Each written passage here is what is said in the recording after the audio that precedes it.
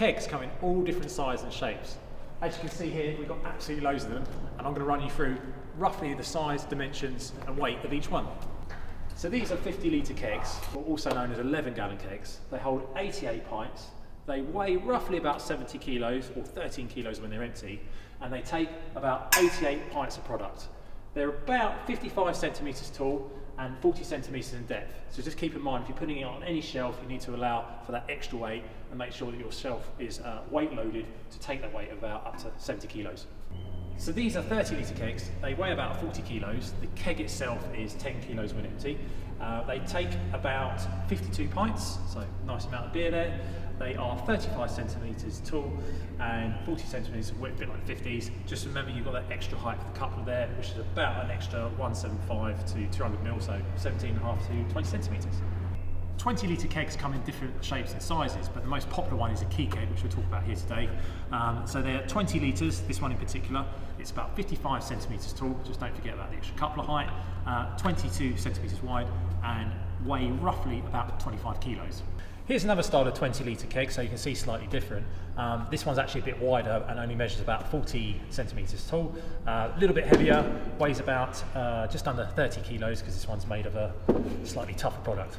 So these are casks. They weigh about 40 kilos, hold about 72 pints. They differ to kegs as they're not pressurised, so to speak. Instead, you actually tap them on the front and on the top. And they hold basically real ale products. So these, once you tap them, they've only got a certain shelf life which lasts about up to 7 days in most circumstances, depending on how you call them. It's because they're a live real ale product that usually goes in here. So a keg itself is basically a pressurised container, and what we do is we use a particular type of gas, CO2 or a mixed type of gas, to get the drink out of the keg up to your tap. Now each keg basically has a different type of connection depending on where you actually buy the keg from. So each brewery have a specific connection they would use. There are 5 popular products that we use in the UK, popular connections, but there are also several others from around the world. So this one, for example, in particular is a Grundy or G-type connection. This one you see here is an S-type connection, which is basically Sankey. It's one of the most popular ones that we do in the UK. Over 50% of products will actually use this type. Following on from there, you have A-type, which is used by Guinness, and you also have U-type, for example, used by Stella, and you've got Key Keg.